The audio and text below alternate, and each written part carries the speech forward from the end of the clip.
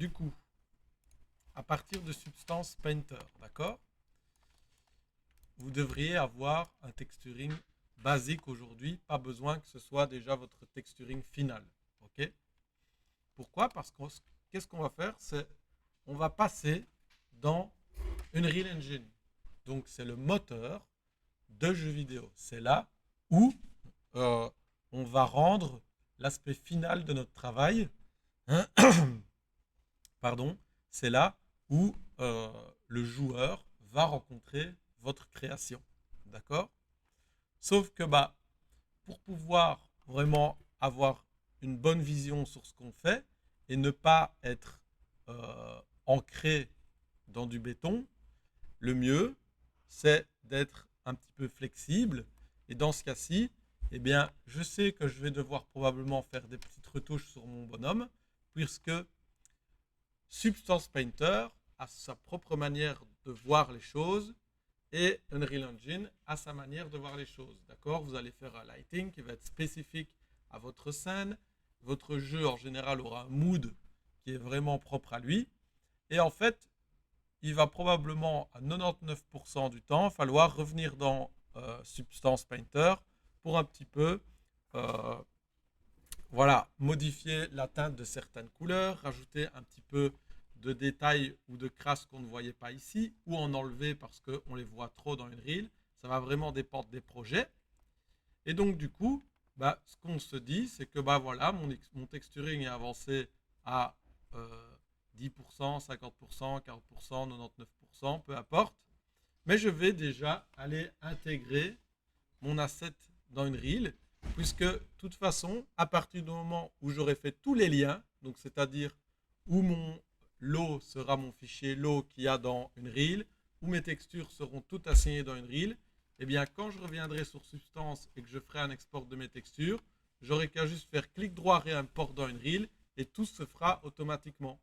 Et donc du coup, je vais pouvoir facilement switcher entre les deux programmes pour bien setup mon asset et pouvoir travailler de la manière la plus efficace possible. Ok?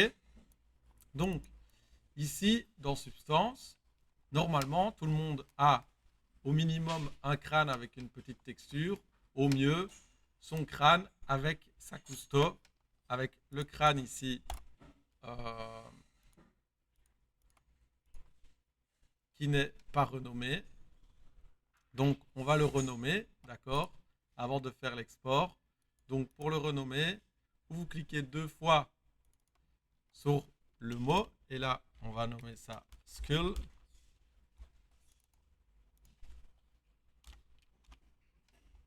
Ou au-dessus, sur notre Cousteau, on va l'appeler Cousteau, comme ça, on sait lequel représente quoi. Et en exportant, on aura les bons noms d'exporter. OK? Je vais aller sur le petit onglet File et faire Export texture. D'accord? Alors, dans Export texture, j'ai le premier lien, Output Directory, qui va être l'endroit où je vais exporter mes textures. Donc, on est en B2. J'ai un fichier texturing, ok, un dossier texturing. Eh bien, je vais exporter mes textures dedans. Dedans, je fais un nouveau dossier texture.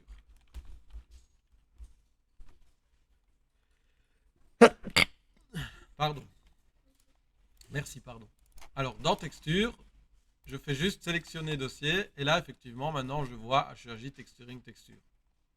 Output template, on est en PBR, donc Physical Based Rendering. Metallic Roughness, c'est parfait, c'est ce qu'il nous faut. Le type de fichier, on va exporter en TGA. Ici, c'est Targa. Ok? On exportera toujours en Targa pour une reel. Et c'est en 8 bits. La taille de nos textures, je demande d'avoir une taille de texture maximum de 2048 pour ce travail. D'accord? Donc 2048. Si même la taille de votre fichier ici est en 4K ou en 1024, ça ne change rien parce que vous avez choisi 1048 en sortie Et donc, du coup, il va ou les downgrader ou les upgrader. OK? Selon la taille de sortie que vous voulez. Padding, on met dilatation infinite. OK? Export USD Asset, export shader parameters, pas besoin. Normalement, avec le setup qu'on a là, ça suffit très très bien. D'accord? Alors, si jamais un jour vous avez besoin d'avoir un autre type de template ou un template personnel, vous pouvez aller voir dans l'onglet Output Templates. Et là, vous pouvez créer vos propres templates. OK?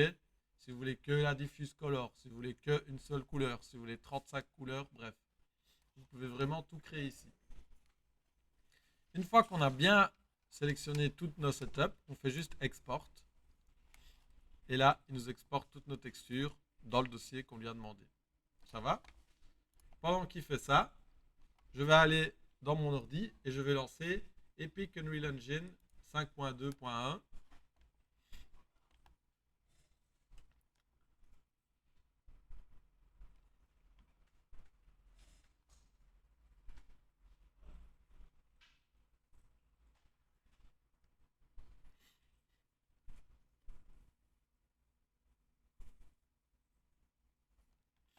Voilà. Et alors, pour la scène que je vais choisir, je ne vais pas choisir une scène game, contrairement à ce qu'on pourrait croire, parce qu'elles sont très lourdes et pour faire juste le rendu qu'on veut faire, on va prendre une scène qui est un peu plus légère. On va prendre celle-ci, film, vidéo et live event, qu'on va appeler, qui s'appelle blank. OK? Et alors, project location, vous allez choisir votre dossier de travail aussi, pareil pour le crâne. Dans ce cas-ci, B2. Et là, je vais faire un dossier render, puisque ce sera mon dossier final de rendu. Et je vais faire sélectionner dossier. Et puis le nom de mon projet, bah, tout simplement Skull. Si vous avez une RTX, vous pouvez cocher Ray Tracing. Et Starter Content, on n'en veut pas. Donc, pas besoin de le cocher. OK? Et là, on fait Create. D'accord?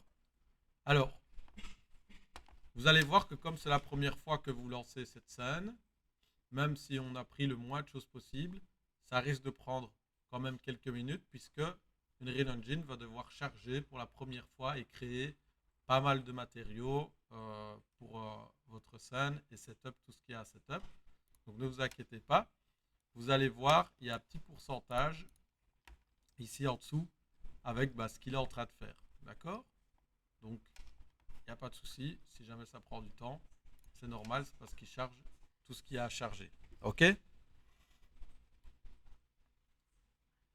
Alors, on revient dans Substance et dans Substance, on voit qu'il a terminé. Donc, hop là. Et on peut directement faire Open Output Directory. Comme ça, il ouvre directement le fichier avec notre travail. Alors,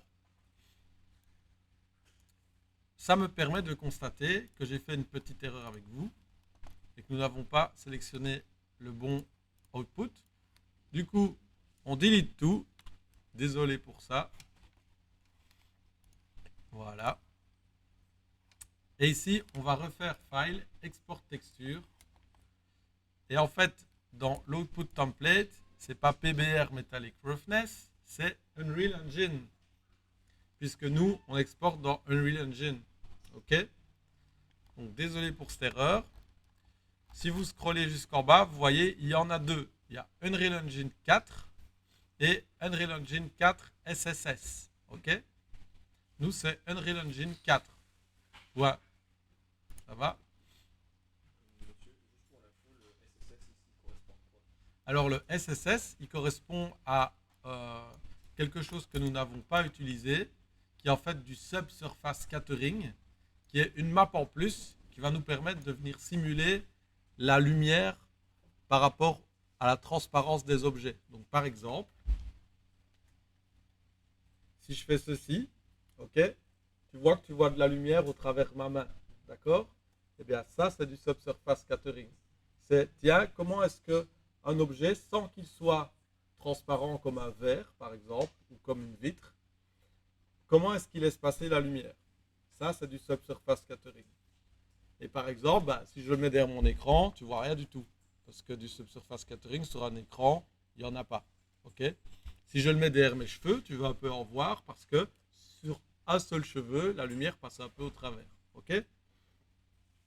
Alors nous, on n'a pas utilisé ça, même si peut-être que sur certains exemples ici ou sur le crâne, on aurait pu, d'accord. Puisque c'est vrai que si je mets peut-être une lumière très très forte derrière mes dents ou derrière un os de la mâchoire, on va la voir. Le truc, c'est que c'est des setups un peu plus poussés que j'ai pas forcément envie de vous imposer maintenant parce que là, on est pour la première fois, on est tranquille et donc il y a déjà assez de maps comme ça à devoir comprendre. Donc, c'est bien Output Template Unreal Engine 4, ok. Avant d'exporter, allez bien dans le dossier où on venait d'exporter et supprimez les maps que je vous ai fait exporter avant parce que sinon, ça va vous induire en erreur, ok. Donc B2, Texturing, Texture, on est bien sûr que le dossier est vide, ok. Et si le dossier est vide, alors c'est bon, on exporte. Voilà. Et là, on est bon. Effectivement, maintenant, je vois que j'ai les bonnes maps pour aller dedans. Normalement, bah, je dois avoir 6 maps. Ok. Donc là, il m'a mis de l'émissive aussi. C'est possible que si vous avez mis un peu d'émissive, vous ayez 8 maps. D'accord. Donc vous devriez avoir base color, normal, occlusion, roughness, metalness. Et s'il y a de l'émissive, vous avez émissive en plus. Et alors pourquoi j'ai 8 maps? Bah parce que j'ai la Cousteau 4 maps et le Skull 4 maps. J'ai 2 textures 7. Ok. Voilà. Alors, est-ce que le Unreal de tout le monde est chargé? Ok.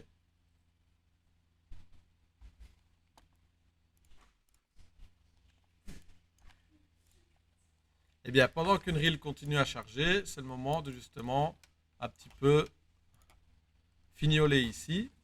Donc, dans tous les cas, de toute façon, puisque sur mon mesh ici, j'ai encore un petit peu du travail, eh bien, ça me laisse le temps justement de faire encore un peu des choses. Ok, on est proactif, donc on continue. Donc dans ce cas-ci, j'aimerais bien faire les petites coutures ici sur mon crâne. Je fais un fill layer, donc le pot de peinture, sur lequel je vais mettre un black mask. Et tout simplement, dans ce black mask, je vais venir peindre en blanc là où j'ai mes coutures, d'accord.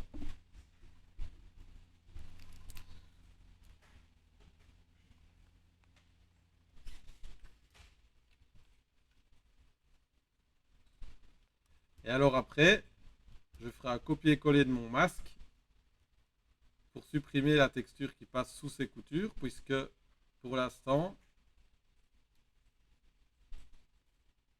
je ne veux pas avoir la normale de mon tissu à l'endroit de mes coutures. Et vous voyez que je le fais en blanc direct, comme ça je vois bien, et puis je pourrais le colorer après puisque j'utilise un fill layer. Ok. Mais le fait de venir peindre directement en gris clair comme ça me permet de bien voir où est-ce que je peins.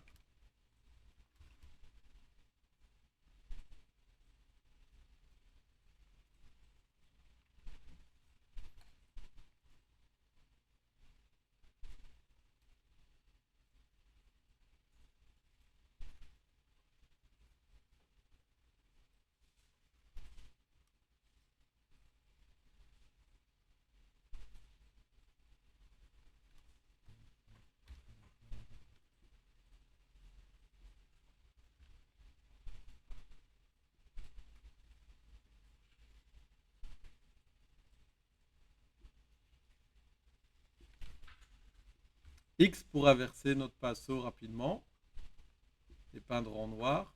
Ok. Pour effacer les endroits où je dépasse.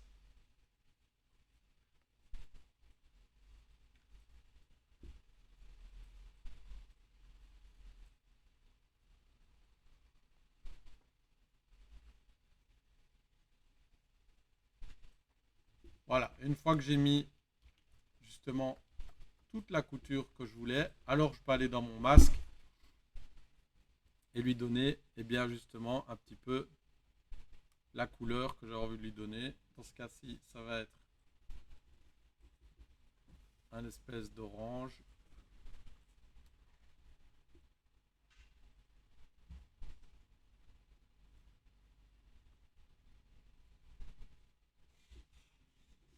On va pas lui mettre une roughness aussi brillante.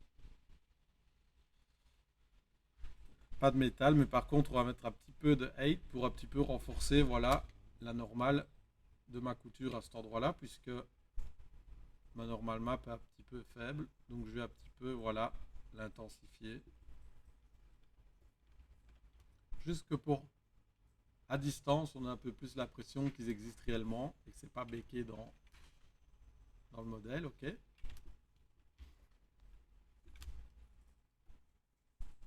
Alors, substance, Unreal est chargé.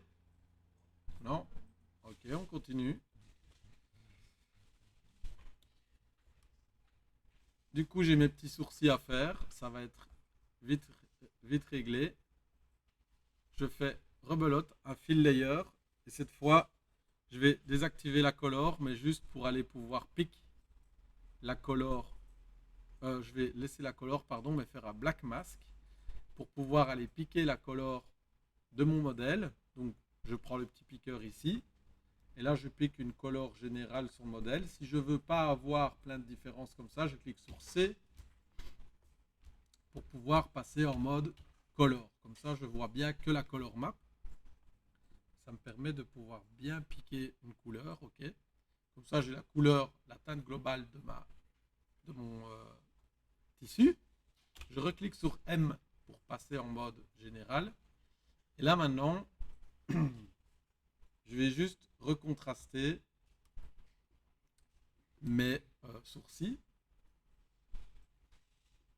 en étant dans mon petit chan de color. Voilà. Et alors, ce que je fais, c'est que je passe en mode, dans mon masque, hop, en mode Polygon Fill. Et ça va me permettre de peindre directement les objets ici sur ma cousteau. Ok. Donc, mes petits sourcils, je peux directement juste les sélectionner et les peindre entièrement. Comme ça. Je vais faire pareil sur mes cils, pardon. Je vais faire pareil sur mon sourcil et je vais faire pareil sur ma mèche de cheveux, puisque tout est considéré plus ou moins comme des poils. Ah, je peux même faire pareil sur les petites moustaches que je devrais encore dupliquer. D'accord. Et alors le tout, je vais pas hésiter à un petit peu essayer. J'ai dépassé là derrière. Je vais pas hésiter d'essayer de faire quelques petits tests de couleurs. Ok.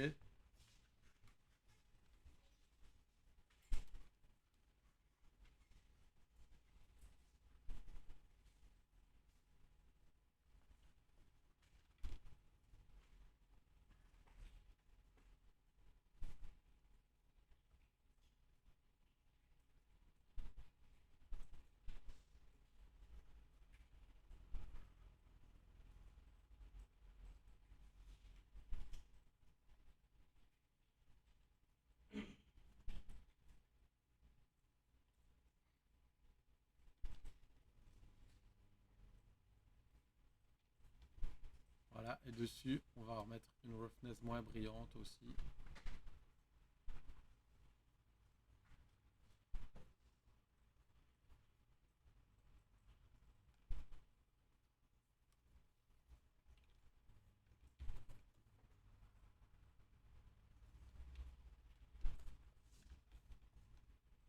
Ok.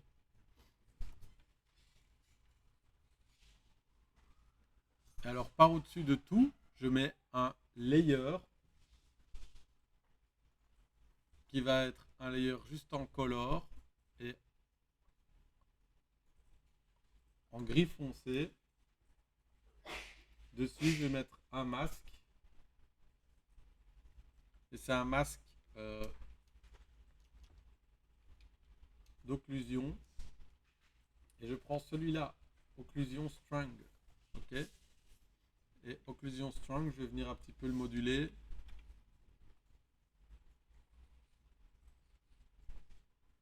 Son opacité, voilà, pour un petit peu renforcer les endroits avec de l'occlusion sur mon modèle.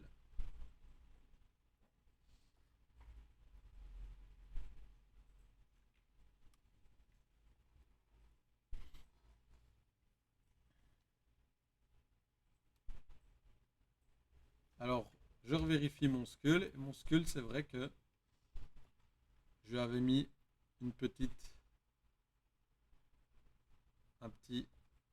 layer ici, un peu sanglant. Avec le recul, je crois que ça pourrait être un peu plus foncé. Et je pourrais mettre un petit peu de métal dedans, très légèrement. Voilà, avec une roughness un petit peu plus présente. Pour venir, voilà, un petit peu plus simuler le côté sanglant.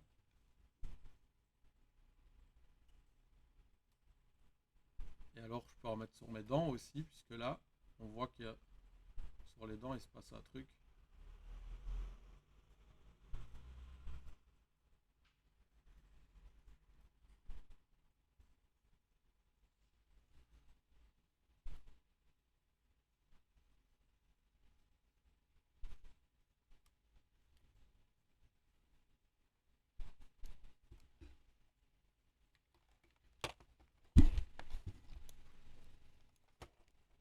Donc, ça brille peut-être un petit peu fort.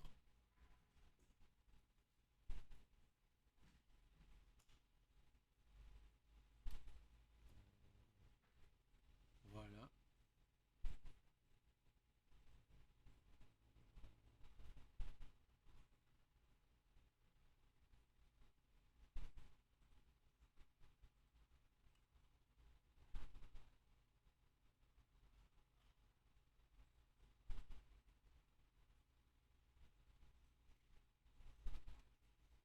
Je vais en C pour un peu regarder ma roughness. Faire gaffe qu'elle soit pas trop uniforme.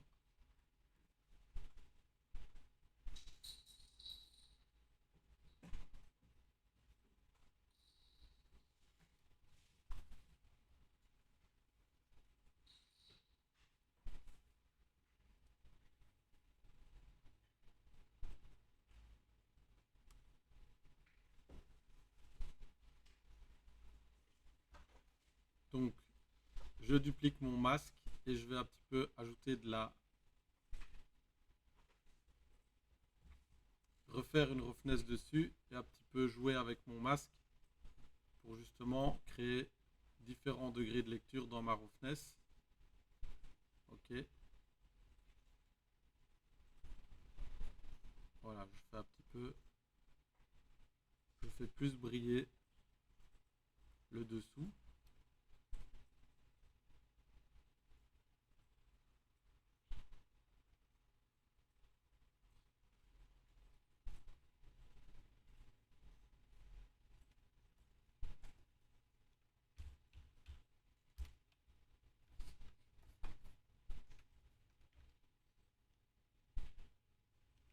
Alors, ce qui m'embête, c'est que ça brille un peu haut. Dans ce cas-là, je peux juste faire un folder, ok, remettre les deux dedans. Et alors celui-ci, je vais faire un Add Paint, ok, et à la main, je peux venir peindre avec une broche Dirt.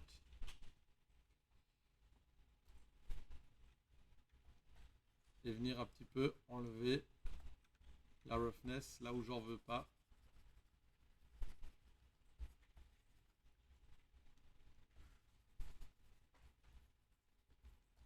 Ok, là où ça monte un peu trop.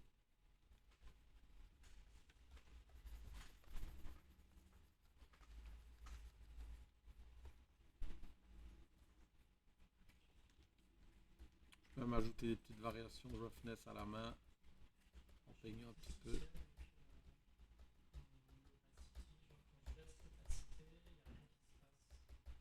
Ah, ah bah oui, c'est l'alpha test, c'est comme ça. C'est ou c'est visible ou c'est pas ou c'est invisible. Il n'y a pas de moyen d'avoir quelque chose d'un peu transparent, quoi. Si, mais pour l'exercice ici, je n'autorise pas à utiliser de l'alpha blend.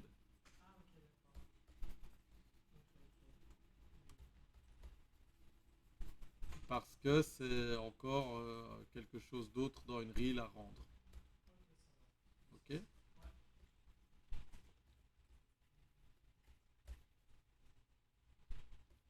Voilà, donc là, avec une brush, je viens un petit peu repeindre automatiquement, un petit peu ajouter du détail dans la roughness, ok, de mon crâne pour pas avoir un truc qui brille complètement ou qui est complètement mat.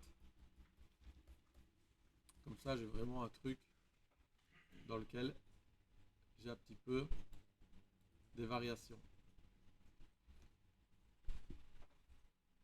Alors en dessous de ça, on pourrait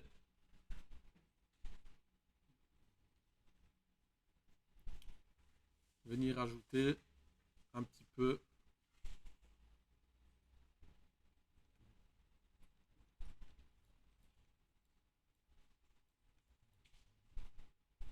de variations spécifiques. Par exemple,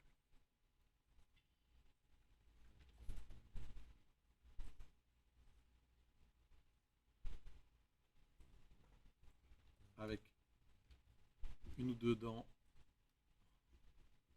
en or ou en argent, histoire de venir un peu casser toute la plate couleur qu'on a.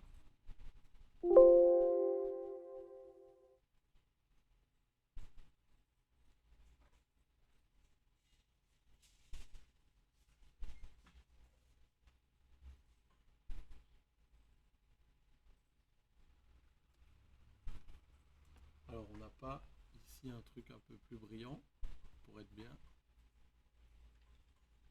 peu plus orangé peut-être, histoire de faire un peu plus dents pirate. Okay.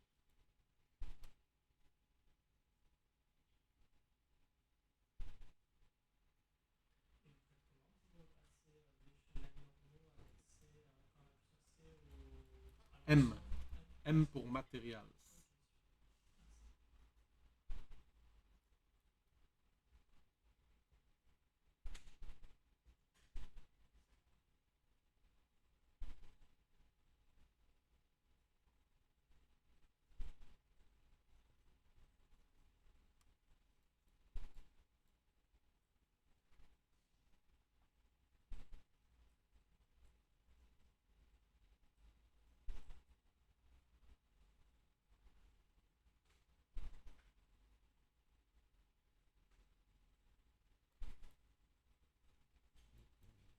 super. Merci.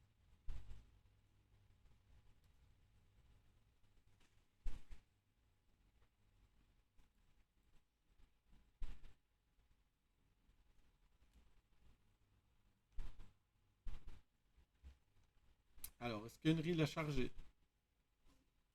Ah, super. Alors,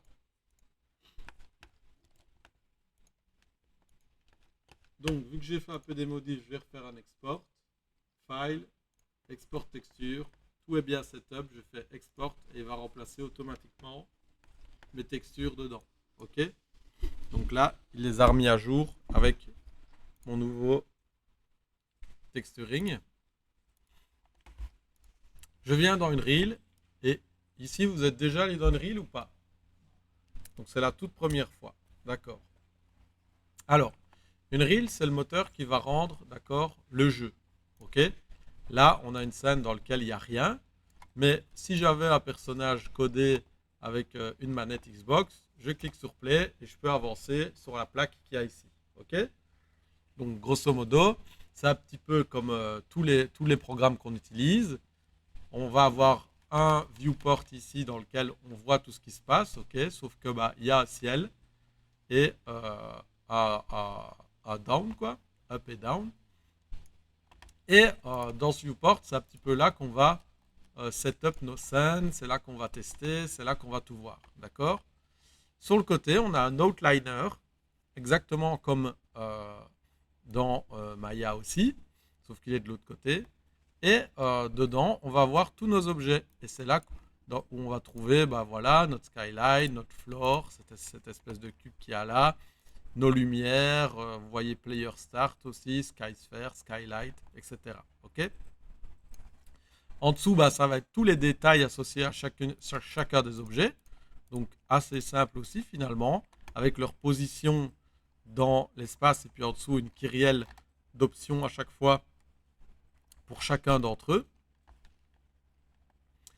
Et ici en dessous, le plus important, notre Content Browser. Alors, si vous ne le voyez pas, vous pouvez aller cliquer ici en dessous. L'icône doit être là. Ok? Il va peut-être flotter, donc il va peut-être être flottant, comme ça. Ce que vous pouvez faire, il doit y avoir un bouton qui traîne ici sur le côté où il est mis Dock in Layout.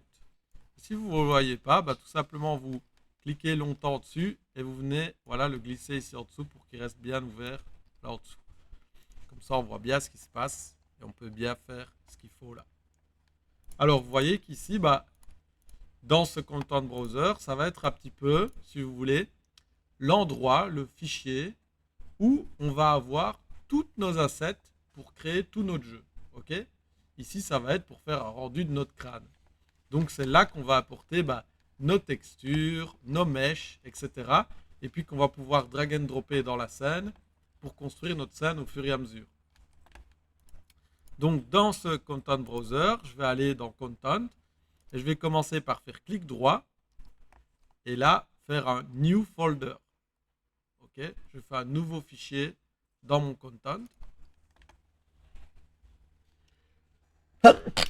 Pardon. Et dans ce fichier, je vais le renommer Meshes. Ok? Comme ça, je sais que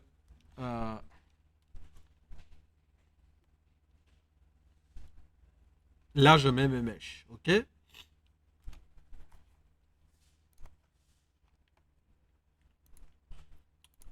Je vais faire de nouveau un clic droit et je vais refaire un New Folder. Et là, je vais mettre Textures. Et je vais encore faire un nouveau folder. Et là, je vais l'appeler Materials. OK?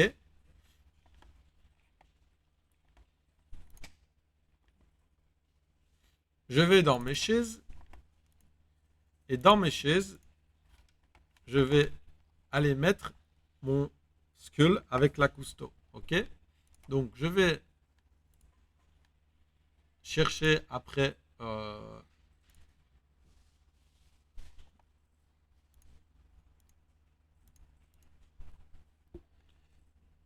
mon crâne.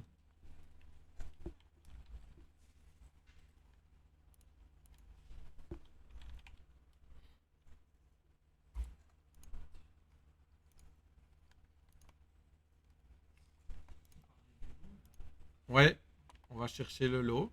Le HD, on n'en veut plus. Voilà, donc je vais ici dans B2, lot, et là je prends mon crâne final. OK? Dans ce cas-ci, Skull Low FBX. Et alors je vais le cliquer glisser dans mon viewport de Unreal. D'accord? Et là, quand je fais ça, il m'ouvre une grande fenêtre. Avant de cliquer sur Import All, attendez. Vu que notre mesh n'a pas de bones et n'est pas animé, il n'y a pas de skeletal mesh. Donc c'est pas coché. Build the night, il est pas coché non plus et on ne le coche pas. C'est pour l'envie. Generate missing collision. On ne veut pas qu'il génère des collisions puisque là on fait un rendu de notre objet. Il n'y a pas besoin qu'il y ait des collisions dessus. Du coup on peut le décocher. On va ouvrir Advanced. Et dans Advanced, on va laisser Static Mesh, Vertex Color. On laisse tout ça en ignore. Remove the Generate, on peut le laisser cocher. Tout ce qu'il y a en dessous jusqu'à Combine Mesh, on peut le laisser cocher. Et Combine Mesh, on va le cocher aussi. Ok? Donc ça va faire qu'en fait, quand on va apporter notre FBX, il ne va pas y avoir tout séparé dedans, mais il va faire un seul et unique objet avec. Et ça nous arrange. Distance Field Resolution, on peut laisser à 1. Transform Vertex to Absolute Transform, on peut laisser cocher. Alors, en dessous, Import Mesh Loads, on n'a pas de loads, donc on laisse décocher. Normal méthode, on laisse Import Normal, puisque nous, on a des normales sur notre objet. On a fait un smooth dans Maya. On peut laisser en MIKK Tangent Space. Et on peut laisser Compute Weighted Normal. Alors, si je descends encore, tout ce qui est ici, on peut laisser tout normal dans Transform et Miscellaneous. Pas besoin de changer quoi que ce soit. Par contre, dans Material, on va désactiver Create New Material, puisqu'on va les faire nous-mêmes. Là, on met Do Not Create Material. OK? Et dans Advanced, on laisse tout comme ça aussi. D'accord? Et ensuite, on peut faire Import All. Et là, il va importer notre mesh. D'accord? Notre lot, bien sûr. No Smoothing Group, c'est normal, il n'en a pas fait. Donc, il n'y a pas de souci. Et là, si je clique 2 fois sur mon mesh, j'ai accès effectivement à une vision où je peux le voir, faire un preview dessus, dans une espèce de scène qui vient de s'ouvrir en plus. Ok? Comment est-ce que je voyage dans cette scène? C'est avec les flèches directionnelles du clavier. Ok? Si c'est trop rapide, je peux aller dans la petite caméra ici au-dessus et descendre le caméra speed. Je peux le descendre à 0,1 par exemple pour que ce soit un peu moins rapide et comme ça je peux vraiment me rapprocher proche de mon objet. Ok? Alors pour le moment, dans Maya et dans ZBrush, on ne s'est pas vraiment inquiété de la taille de nos objets. Ok? Sauf que la taille de nos objets, elle est quand même importante. Puisque dans un moteur, peut-être que là, un humain, il a une taille géante comparée au petit poids qu'on vient de créer. Ok? Du coup, ce qui est intéressant de faire, c'est de pouvoir le rescale. Donc si par exemple je le drag and drop dans ma scène, donc je clique sur mon skull et je le mets dans la scène, vous voyez effectivement qu'il est minuscule, puisque là, on ne le voit même pas. Ok? Pour le rescale, le mieux c'est de le rescale dans Maya, surtout si vous voulez avoir tout le temps la bonne taille. Mais on peut le faire directement par ici, en cliquant donc sur notre skull et en passant ici par les détails. Et là vous avez Scale. On va cocher le petit cadenas avant et on peut clairement faire un x10 ici sur notre travail pour avoir voilà quelque chose de plus raisonnable. Ok? Et là si je rezoome, effectivement, j'ai mon petit travail qui est là. Ok? Alors, je vais réduire la caméra speed dans le viewport ici aussi. Ok? Comme ça, je peux bien voyager tranquillement autour. Alors, avant de continuer, je me rends compte qu'il me manque encore mes sourcils de l'autre côté et ma moustache. Donc, je vais aller dans ma scène Maya. Et maintenant que j'ai baké, eh bien, je vais pouvoir faire des mirrors, etc. et même déplacer mon crâne si je veux. Puisque je ne vais plus devoir baker. D'accord? Mon asset, elle est terminée en termes de bake. Et puis, dans tous les cas, ce que je vais faire, c'est que même si maintenant je fais des mirrors et même si je déplace mes objets, bien, je ne vais pas écraser mon fichier qui ressemble à ça, puisque si jamais, pour X ou Y raison, mon directeur artistique ou quelqu'un me demande de refaire un bake, eh ben, j'ai toujours l'objet valable pour faire le baking. Okay? C'est-à-dire que je l'ai toujours à la bonne taille, pas scale, ni rien, et il match toujours bien mon modèle HD. Okay? Donc là, je vais faire des mirrors, mesh, mirror, ok, pour avoir mes sourcils des deux côtés, mesh, mirror,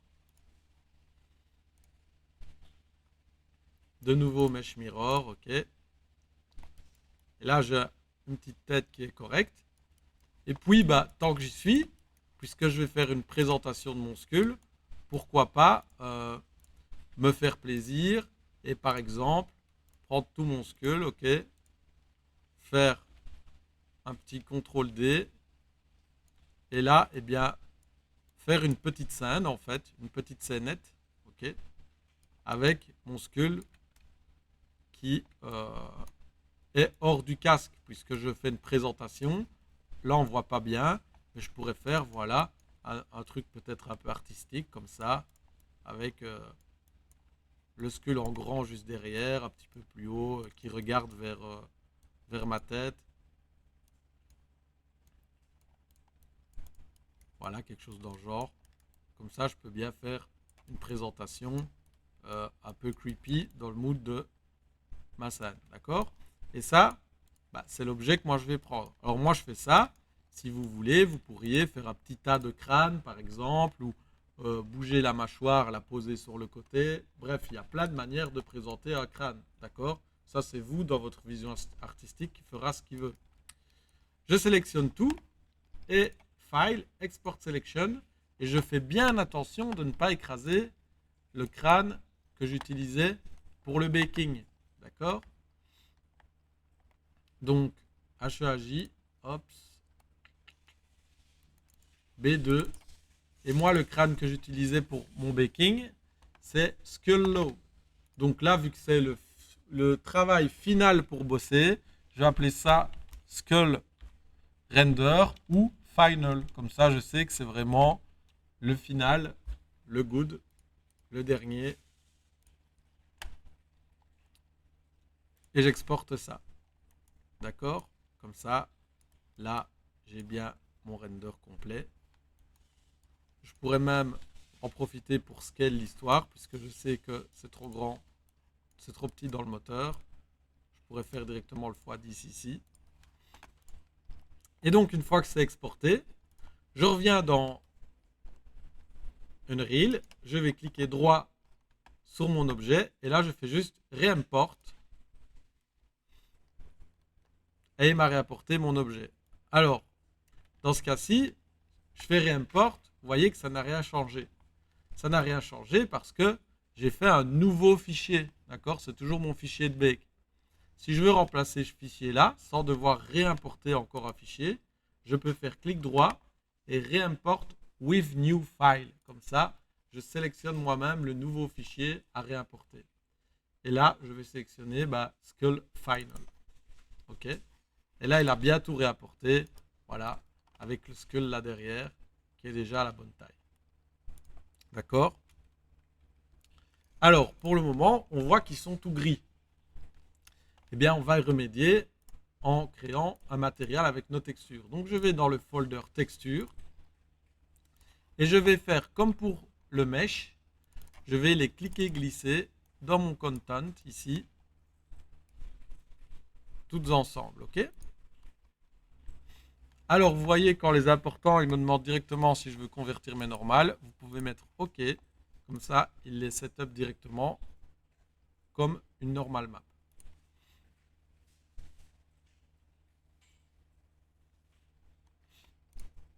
Alors, toutes mes textures sont là. Je vais directement aller sélectionner les deux textures qui sont un peu jaunes là, qui sont mes textures de, il est écrit, occlusion roughness métallique. Et je vais passer le compression settings en mask no sRGB. OK? Pourquoi? Simplement parce que ces textures-là sont des textures en niveau de gris et il n'y a pas de sRGB dessus. Si vous ne faites pas ça, elles vont être cassées. OK? Donc, je clique deux fois sur la texture et en cliquant deux fois dessus, je vais dans Compression Settings, ici, et je les passe en Mask No sRGB. OK? Avec ma texture de Roughness Metallic Occlusion, je ferai toujours ça. OK? C'est pas une exception cette fois, on le fera à chaque fois. Et une fois que c'est fait, je clique sur la petite disquette, hop, pour sauver ma texture ici au-dessus.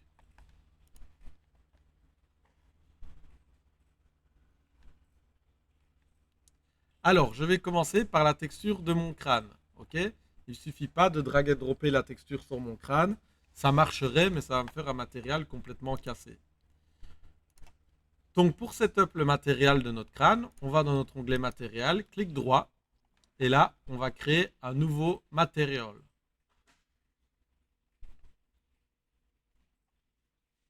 Donc, clic droit, matériel. Et là, on va l'appeler Skull. Je double-clique dessus. Et là, j'arrive dans un tout nouveau truc que je vais vous expliquer. Donc, double-clic sur le nouveau matériel qu'on vient de créer. Et on rentre ici. Alors, ce nouvel endroit, qu'est-ce que c'est? C'est un matériel graph. Et en gros, c'est l'endroit dans lequel on va pouvoir créer les matériaux qu'on va appliquer à nos objets. Comme dans Maya et l'Hypershade, c'est le même esprit.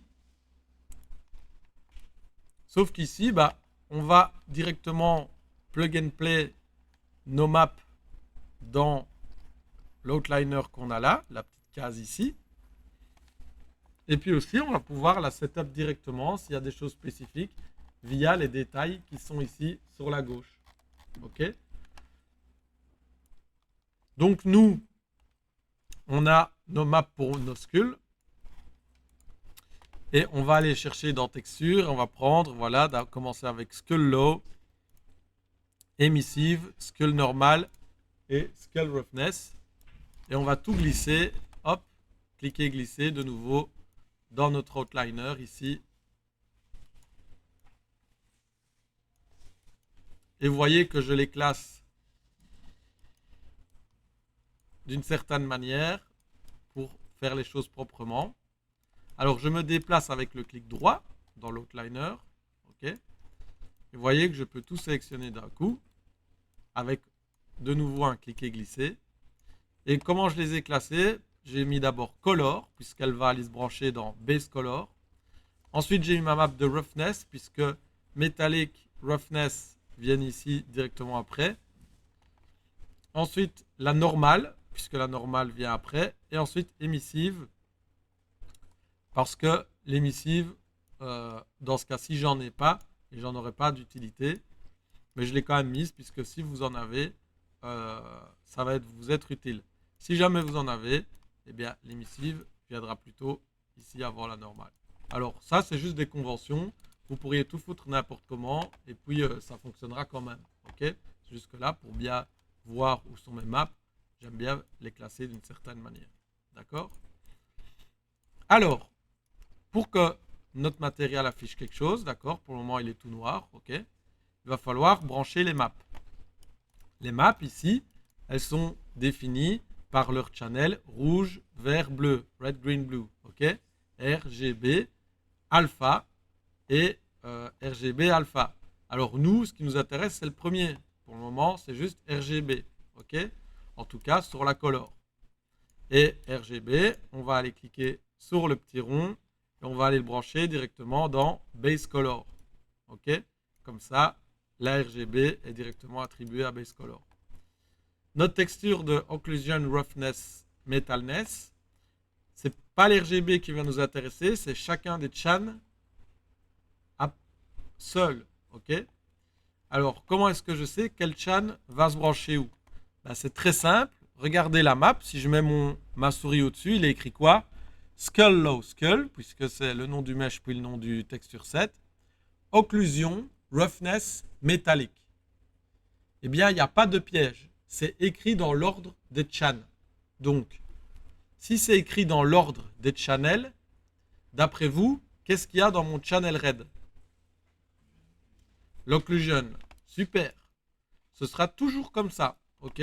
Quand on fait un export Unreal via Substance, dans le channel red de ma roughness map, c'est l'occlusion. Donc ici, je vais le brancher dans occlusion. OK? Ambient occlusion. Voilà. Dans le channel green, ce sera quoi? Voilà, la roughness. Donc on va directement le brancher dans roughness. Et dans le channel blue, la metalness, pardon. Ici, voilà. Et là, effectivement, nos trois chans sont bien attribués. OK? Si j'avais eu de l'opacité, ça aurait été via l'alpha de la color, ok, qui venait se brancher dans l'opacity ici. Si l'opacity est masquée, c'est parce que là, j'ai un matériel qui ne permet pas l'opacité. Dans le blend mode, je suis en opaque et pas en masque. Je n'ai pas de masque ou d'opacité sur mon crâne, donc je reste en opaque. La normal map, je me branche en RGB dans normal. Et le texture simple d'émissive, il est noir. Je vais quand même le brancher au cas où certains d'entre vous en ont. Je me mets dans émissive avec la RGB aussi. Ok. Et là, on a un setup de matériel le plus basique du monde. Ok. Il n'y a rien d'autre. Alors, ça, c'est pour vraiment commencer. Ok.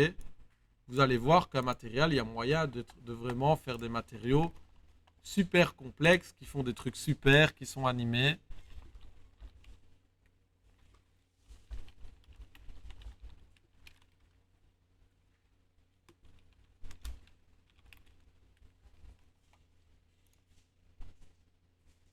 Voilà, vous voyez, avec plein d'embranchements.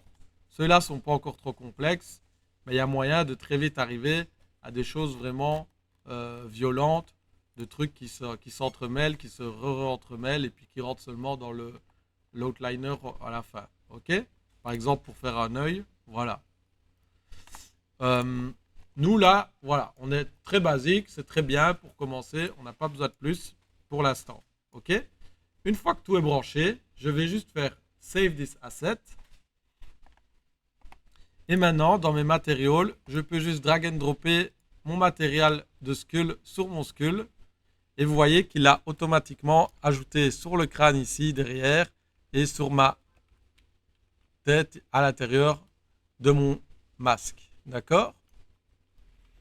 Alors, je vais faire pareil maintenant pour ma Cousteau. Donc, clic droit, nouveau matériel que je vais appeler Cousteau. Je double-clique pour l'ouvrir et je refais exactement la même chose. Je prends mes 4 textures pour ma Cousteau, je les drag and drop. Voilà, je les classe déjà comme j'aime les classer moi. Et je les branche. Donc Color, RGB dans Base Color, Roughness Map, la Red dans l'Occlusion, la Green dans la Roughness et la Blue dans la Metalness. Ok. La Normal Map RGB dans Normal et l'émissive RGB dans Emissive Color. Ok. Alors, dans ce cas-ci, vous voyez que sur ma Cousteau, je n'ai pas de face intérieure. Et comme je n'ai pas de face intérieure, eh bien, on voit au travers. Ok. C'est comme ça que ça se passe ici.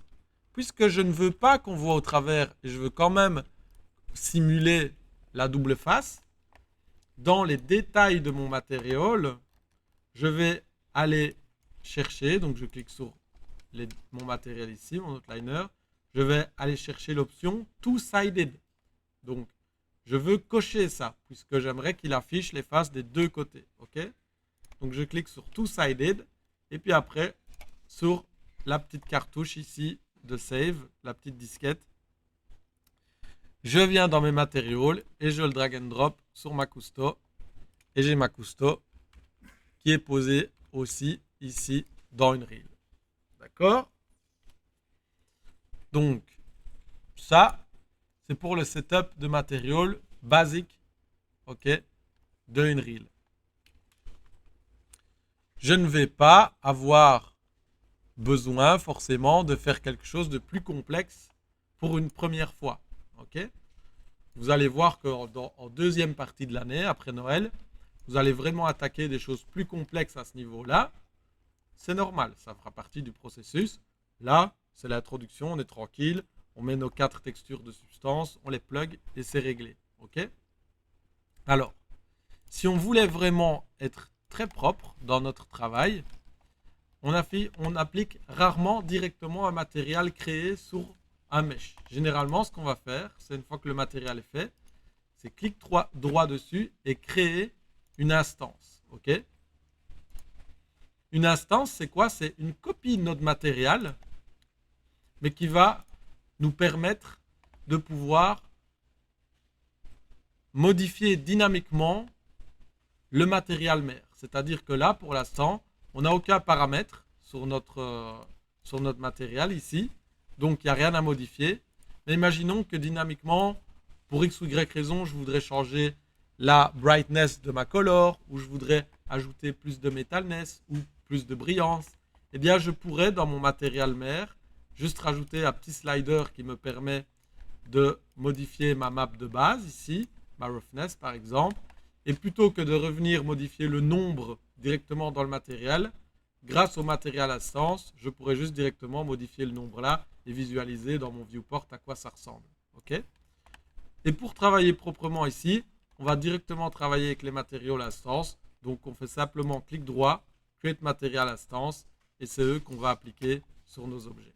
D'accord? Comme ça, on est sûr qu'on travaille bien là-dessus. Je vais vous montrer l'exemple sur mon skull un peu plus tard aujourd'hui pendant le cours. D'accord? Donc, ici, voilà, je fais ma vérif. Tout a l'air OK. C'est parfait. D'accord? Alors, moi, pour la remise, j'aimerais bien ici qu'on fasse dans une reel un beau petit setup de light avec, si possible, une petite vidéo. Et ça, ce serait vraiment extraordinaire. Comme ça, vous me rendez tous une petite vidéo turnaround ici dedans. Et on a vraiment, on se fait plaisir. Maintenant, j'aimerais bien vous expliquer comment bien faire un rendu, ou en tout cas un rendu basique, mais bien effectué, pour justement un petit peu vous faire aimer ce qu'on est en train de faire. Parce que ZBrush, c'était marrant. Puis là, tout le côté tech, peut-être qu'il y en a qui ont préféré, peut-être qu'il y en a qui ont moins aimé. Mais maintenant, on revient au côté rendering, et c'est un petit peu le dernier moment, l'étape finale, c'est le moment où réellement vous allez devoir un petit peu faire briller votre asset. C'est le moment où vous devez réellement la rendre la meilleure d'elle-même. D'accord? Parce que même si vous la voyez depuis 2 mois, c'est pas parce que vous la voyez depuis 2 mois que la personne qui va arriver va avoir le même regard que vous. Au contraire, elle va découvrir ça. Donc c'est un petit peu le moment où je vais chez le fleuriste, j'achète un beau bouquet de fleurs. Et le fleuriste, plutôt que de me filer les fleurs comme ça et me les jeter au visage, il va faire un bel emballage avec du papier autour. Il va mettre des petites crolles dessus, une belle étiquette. Ok?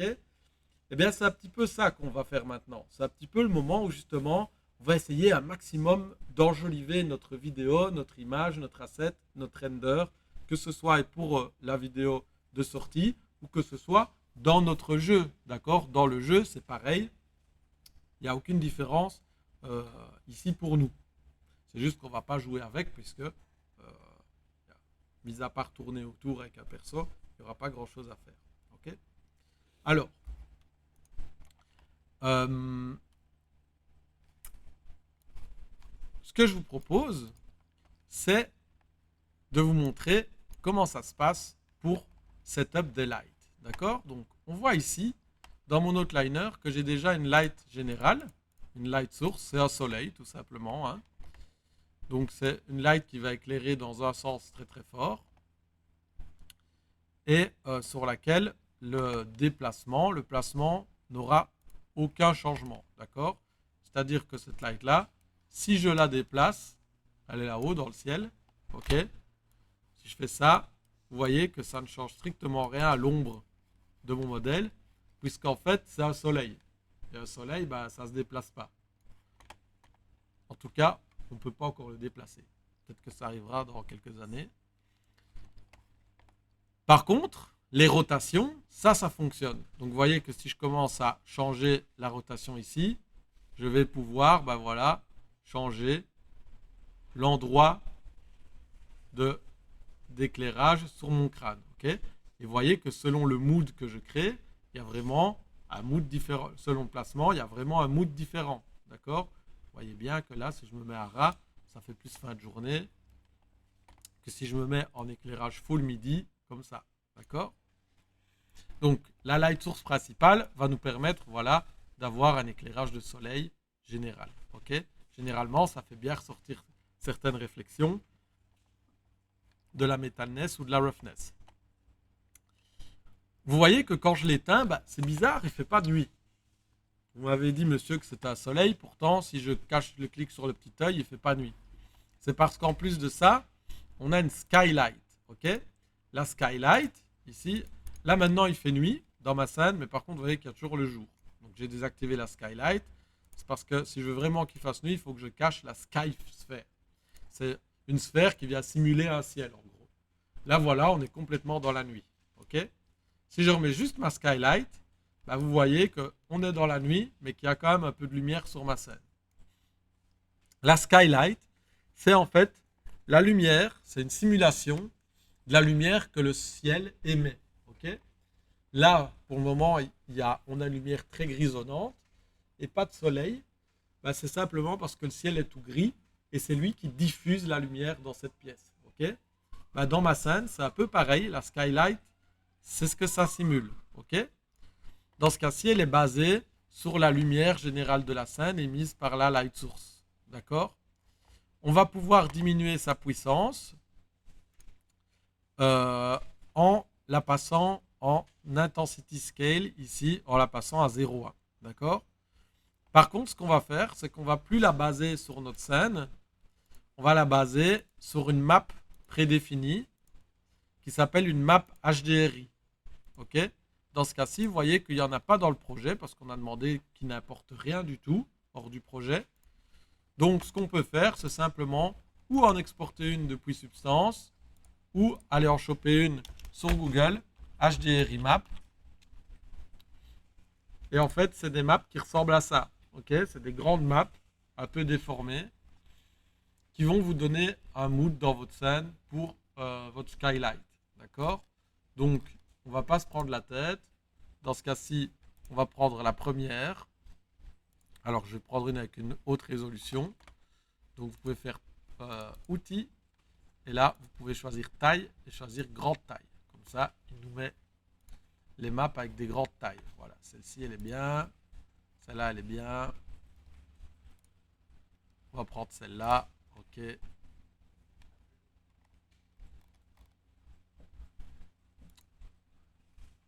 Et la download.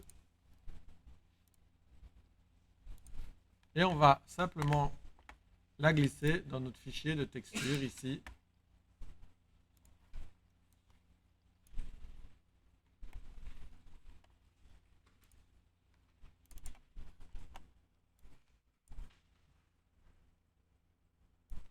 Et vous voyez qu'elle est directement reconnue comme HDR. OK? Alors, peut-être que je vais devoir la convertir. Probablement.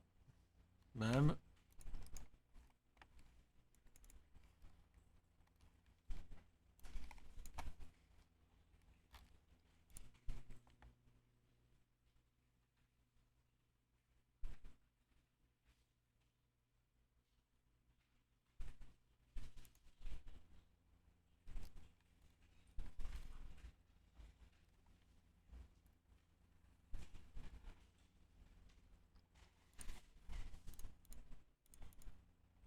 Oh, oh.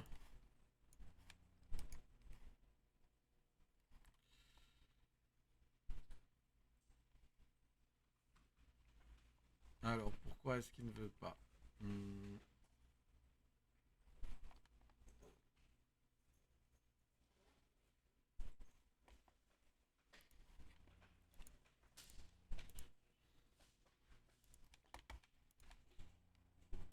Alors, c'est pas très grave. On n'est pas obligé de l'utiliser pour le moment. Hop. Je vous montrerai après. Je réglerai ça pendant la pause. Donc du coup, c'est pas grave. On va pas utiliser la skylight pour le moment. Elle n'est pas très importante. J'expliquerai après comment faire. Donc la skysphere, on la désactive aussi. Enfin, je la mets en off. Parce que pour faire le setup de mon éclairage, elle va trop m'induire en erreur puisque c'est super blanc derrière, c'est super bleu au-dessus. Et en fait, le blanc en fond va vraiment venir amplifier la noirceur des ombres, etc. Donc je préfère la désactiver pour être bien clair sur mon lighting. D'accord? Et là, effectivement, il fait tout noir. Puisqu'on fait un lighting custom, c'est mieux de partir d'une scène où il fait noir. Comme ça, on voit vraiment bien ce qu'on light, d'accord? Comment est-ce qu'on va ajouter une light dans la scène? Vous voyez, il y a un petit plus avec le cube ici. Et quand je clique dessus, j'ai accès à l'ajout de plein de types de choses dans ma scène. Je peux ajouter, voilà, des acteurs, des caractères, des lights, des shapes, des trucs de cinématique, etc. Tout ce qui va nous intéresser ici, c'est d'ajouter des lights. Alors, ce qu'on va faire, c'est qu'on va ajouter ou des rectangles light, ou des point light, ou des spotlights. OK? Dans ce cas-ci, c'est ça qui nous intéresse. Moi, je vais prendre une rectangular light parce que c'est celle qui fonctionne le mieux et qui a moyen le mieux de setup. OK? Vous voyez que là, ma rectangular light, je la déplace. Et selon où je la déplace, bah, voilà, on commence à voir apparaître notre asset ou non. Alors, le sol, on va pouvoir le retirer. OK? Notre asset, elle flotte ici. Du coup, j'en ai pas besoin. Le sol, je peux le retirer. Dans Show, on va pouvoir aussi désactiver la grille. OK? Je vais dans Show et là, je désactive la grid. Comme ça, voilà, mon asset flotte dans le noir. C'est super. Et je peux vraiment me concentrer au maximum sur le placement de mes lights. D'accord? Alors, les lights, il y a un peu de théorie quand même pour lighter. Et vous allez avoir plusieurs types de lighting qui vont être intéressants selon le mood que vous avez envie de donner. Cependant, il y a quand même quelques règles de base. On essaye en général pour un lighting d'avoir en tout cas pour un lighting de base qui est juste d'avoir 3 lights. Ça s'appelle un 3-point lighting. OK?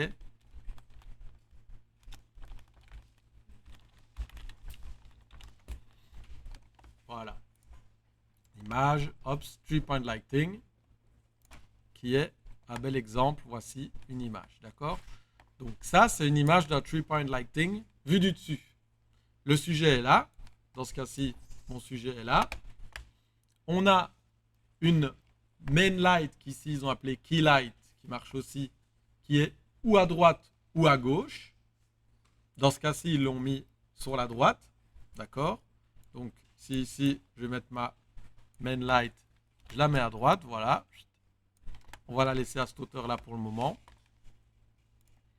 On a une fill light qui est sur la gauche et une backlight à l'arrière. Donc, j'ai une fill light sur la gauche. Je duplique ma light, CTRL D. Sur la gauche, voilà.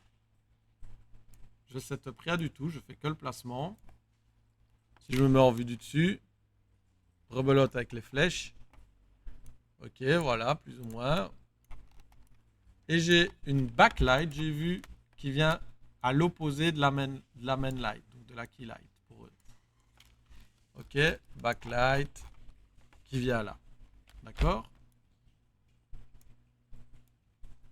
Voilà. Donc là, on peut dire que j'ai plus ou moins le même setup à 3 points lighting. Quelle est la spécificité de ce lighting et pourquoi on fait ça? Alors, quasiment tout sont dans les noms. Main light, ça va être ça, ou key light, ça va être la light qui va donner l'éclairage général sur votre crâne. D'accord? Donc c'est elle qui va venir souligner un côté ou un autre. Dans ce cas-ci, on suit plus ou moins le schéma qu'on a vu, c'est l'avant droit. Cette light-là, en règle générale, c'est elle qui va éclairer tout le modèle. La fill light, c'est la light qui va remplir. D'accord? Fill light, ça veut dire c'est la light qui va venir remplir. Remplir quoi, à votre avis? Les ombres, exactement. Je l'éteins, cette light. Voilà, je la mets à 0. Et là, vous voyez effectivement que toutes les ombres créées par ma main light sont complètement noires. Alors, ça peut être un mood, ça peut être un genre, ok. Mais en règle générale, quand on fait un rendu, les ombres noires comme ça, on n'aime pas trop. Ce qu'on aime bien, c'est les avoir, effectivement, mais on va essayer de les éclairer un peu. Donc là, je la mets à 0,5 par exemple, si je veux garder un mood un petit peu étrange. Si je veux être dans un truc un peu plus démonstratif, je peux la mettre à 1. Pardon, à 5 par exemple. Voilà. Alors là, elle est un peu forte selon moi. Moi, j'aime bien avoir des lights, comme je disais, plutôt vers un ou 2. Surtout dans ce cas-ci où on est un peu dans un mood horreur un peu strange. Je serai entre un et 2 pour justement avoir une ombre qui est toujours bien marquée, mais qui est éclairée. D'accord? Pourquoi est-ce qu'on éclaire une ombre? On éclaire une ombre parce que au moins maintenant, on voit ce qui se passe ici. D'accord? Vous avez fait le travail, c'est pas pour le cacher et le mettre complètement dans le noir. D'accord? Ensuite, bah, on a une backlight, ok? Et la backlight, bah, voilà, je l'ai désactivée. Elle va venir être utile pour un petit peu détacher notre objet du fond de notre scène. D'accord? Dans ce cas-ci, ben voilà, on a notre crâne qui est ici devant, avec le plus petit derrière. Eh bien, vous voyez que quand j'active ma light, que ce soit sur mon crâne ici ou sur ma cousteau avec mon crâne devant, vous voyez que j'ai un liseré de lumière qui vient se créer sur les bords de mon objet. Ok? Eh bien, c'est exactement ce qu'on veut avec la backlight. Alors, qu'elle soit située là, qu'elle soit située ici pour faire un liseré plus fin, qu'elle soit située ici ou qu'elle soit située plus derrière, c'est un petit peu vous qui voyez. Ok? La seule chose à retenir, c'est que on va essayer de l'avoir toujours en opposition à la main light. D'accord? C'est-à-dire que là, ma main light, elle est là. Du coup, là où je suis avec ma backlight, c'est entre le milieu et ce côté-là. D'accord? Si je veux la mettre de ce côté-ci, eh bien, le mieux, ça va être d'inverser mon lighting. Donc, d'avoir ma main light de ce côté-là et ma fill light de ce côté-ci. D'accord? Pourquoi est-ce qu'on fait ça? Bah, simplement parce que avoir deux lights qui vont à fond de balle d'un côté, bon, c'est moins bien. D'accord? On va avoir moins de contraste, alors que là, on a lumière, ombre, liseré de silhouette en lumière aussi. C'est nickel, c'est ce qu'on kiffe. Ok? Et alors la backlight, selon le mood aussi, vous allez pouvoir ou l'augmenter, pardon, ou la diminuer, d'accord, pour avoir une backlight très puissante ou pas trop. Selon, pareil aussi, ce que vous avez envie de faire comme mood, ça va être intéressant de pas trop cramer la backlight. Vous voyez que si je la fous à fond, là, effectivement, on a un gros liseré très visible, mais par contre, c'est ultra cramé, on n'a pas d'information, c'est tout blanc. Donc à 5 ou quelque chose dans ce genre-là, ça peut déjà être pas mal. Et alors moi, ce que j'aime faire, c'est un petit peu la colorer en bleu, mais pas un bleu full comme ça, d'accord? Pareil, sauf si on est dans un mood vraiment ultra tranché, voilà, je fais un truc cyberpunk, ok, bleu et rouge, les lumières générales du cyberpunk. Alors là, pourquoi pas, mais c'est même pas encore le mieux. Le mieux, c'est de colorer votre light, mais d'être subtil, comme d'habitude, d'accord? On essaye vraiment d'être léger. Donc moi, j'aime bien mettre un peu du bleu pour la backlight. Eh bien, je mets du bleu, mais voilà, c'est léger. C'est un petit bleu dans ces eaux-là. Je ne vais pas aller faire péter des bleus à fond super contrastés. Ok? Et alors, selon, pareil, le mood aussi, la main light, on peut un petit peu la colorer en orangé, un petit peu jaune. Ça dépend vraiment, là, du mood que vous avez envie de faire transparaître. Si ça va être un mood un peu plus froid, un peu plus horreur, bah, on va pas trop aller dans des tons chauds. On va rester sur des tons froids, d'accord, pour la scène.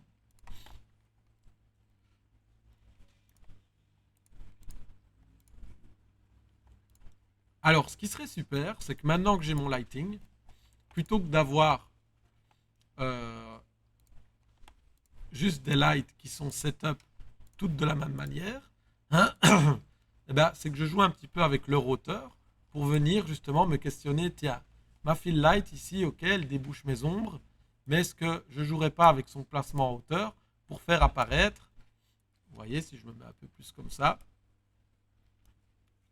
pour faire apparaître plus certaines réflexions ou non. Vous voyez que si je la descends ou si je la monte, ben, je vais avoir des réflexions ici qui apparaissent plus ou qui apparaissent moins. Ok? Et je vais un petit peu positionner mes lights comme ça, selon l'envie de faire plus briller ou non certaines parties de mon texturing.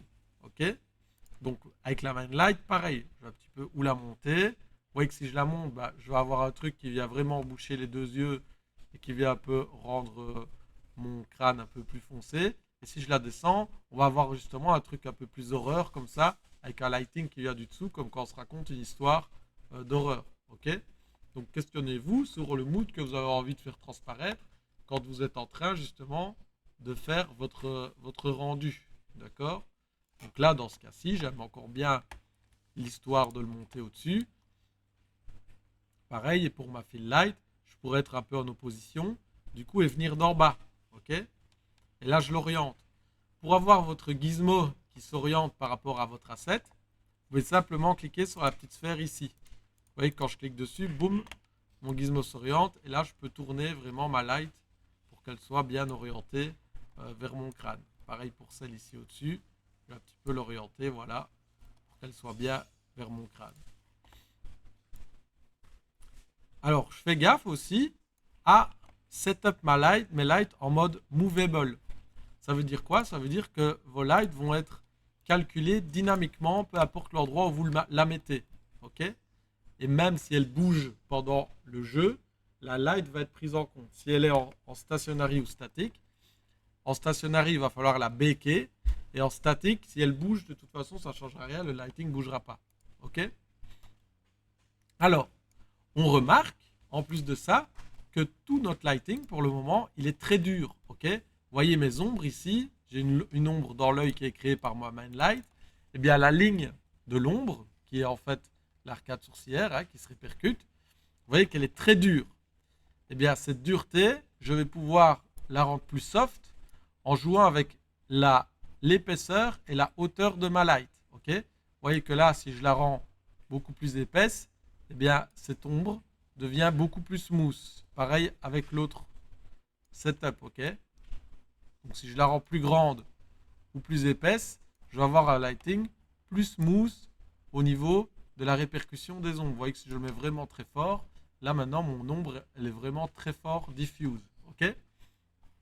Alors, ce setup là est intéressant parce qu'en fait, dans le cas ici de l'éclairage que j'ai fait, on a vraiment l'impression que je suis proche de l'objet et que je suis en train vraiment de l'éclairer avec une lampe de poche. Ok? Si vous regardez là dans la pièce, ben, en réalité, aucune des ombres qui sont visibles sont des ombres comme celles qu'on a dans le rendu. D'accord? Pourquoi? Parce que la source de lumière, qui est la fenêtre dans ce cas-ci, elle est très loin de la plupart des objets. D'accord? Je vous montre un exemple avec ma lampe de téléphone. Si j'éclaire ma main, ok, et que je suis proche de ma main comme ceci, regardez l'ombre au mur, elle est extrêmement claire, elle est très contrastée, on voit très bien l'endroit où on voit mon doigt et où on voit le mur, d'accord? Plus j'éloigne ma main, plus cette ombre en fait de ma main, elle va être diffuse sur le mur, ok? Et pareil pour la lampe, plus je l'éloigne, plus l'ombre va être diffuse. Et bien ici, si vous regardez au sol, il y a effectivement l'ombre des tables, il y a des écrans aussi, mais elles sont extrêmement diffuses et surtout, elles sont de plus en plus diffuses au plus loin la lumière va aller. D'accord? Donc, rebelote, si vous regardez le pied d'une table, si vous prenez votre main sur votre table comme ça, vous allez voir que vous allez avoir une ombre ultra nette au début de l'objet, et plus la lumière va avancer, plus l'ombre va se diffuser. Ok? Eh bien, ça, ici dans Unreal, ça va se régler avec ces deux options-là. Ok? Donc, plus vous allez augmenter l'épaisseur de la lumière et sa longueur, plus la source de lumière va être diffuse. Ok? Et c'est pour ça qu'au final, si je l'augmente, vous voyez que là, on n'a presque plus aucune ombre dans mon objet parce qu'en fait, voilà, on a une light qui est extrêmement diffuse. D'accord? Alors, ça va être intéressant, principalement pour rajouter un peu de réalisme à votre lighting. Ok? C'est-à-dire que là, bah, ok, j'ai un lighting qui est fait, mais il n'est pas très réel parce qu'on dirait vraiment qu'on est dans un studio où j'ai une light qui est à 3 cm de mon visage.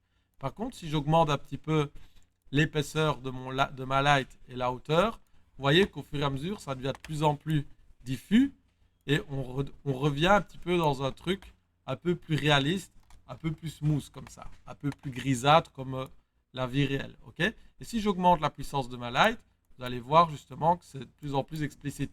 On n'a plus une ligne très nette. Ok. Malgré le fait qu'on soit assez proche finalement ici. Hein. On est assez proche l'un de l'autre, les deux objets sont assez proches. Donc techniquement, ça devrait quand même pas être trop diffus non plus. Ok. Si vous avez deux objets qui sont très proches et un éclairage qui est comme ça, qui finit vraiment toutes les ombres, alors là, vous risquez de tomber dans un truc qui est trop large et qui est trop exagéré. D'accord. Il faut quand même rester un petit peu réaliste par rapport à la distance des objets et justement le lighting que vous voulez faire. Donc dans ce cas-là, je les augmente à 200 environ. Il n'y a pas de cote précise, c'est vraiment à l'œil que vous devez faire ça, ok. C'est vous qui voyez, ok, la ligne devient un peu diffuse, c'est nickel, c'est ce que je veux. J'ai pas besoin d'avoir un truc trop diffus, ni non plus trop hard. Et puis, bah, vous pouvez faire pareil sur chacune des lights que vous allez utiliser. Là, on le voit bien sur la light de ma backlight, bien, j'ai vraiment une ligne qui est extrêmement nette, ok.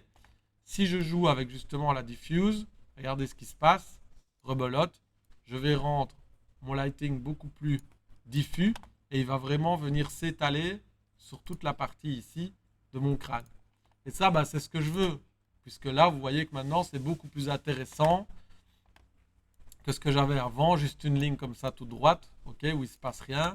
En réalité, elle est trop nette et elle vient beaucoup trop justement brûler juste 1 cm sur mon image. Donc je vais la rendre plus diffuse pour, premièrement, qu'elle ne vienne pas juste complètement cramer le bord, mais qu'elle vienne surtout s'étendre à la surface et venir faire, voilà, popper en quelque sorte, montrer tous les détails que j'ai fait dans mon Sculpt Art Surface, iPoly, pardon, et qui viennent un petit peu justement se montrer grâce à cette backlight. Ok. Et c'est vraiment elle, voilà, qui va venir nous faire voir tout ça. Alors là, j'augmente sa hauteur. Pourquoi? Parce que j'aimerais bien justement qu'elle éclaire jusqu'au-dessus de mon crâne. Vous voyez que si je redescends ici, ça n'éclaire pas cet endroit-là.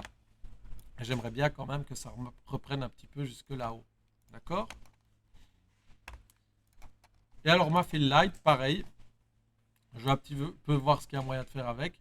Normalement, la fill light n'a pas une épaisseur et une largeur aussi violente que les autres. Maintenant, comme dit, comme c'est un peu au cas par cas, bah, ça peut varier. Ok. Là, voilà, j'essaie d'avoir quelque chose dans ce genre-là. D'accord? Alors ça, c'est pour un setup de light vraiment basique de chez basique. Si vous faites ça, vous savez que vous n'avez pas tort. Ok. À 3 points lighting, avec des lights bien setup, des bonnes intensités et un placement correct. C'est-à-dire que la backlight ne sera pas toujours en bas comme ça. Moi, je l'ai mis en bas parce que j'aime bien, je l'ai mis vraiment en opposition avec la main light. D'accord.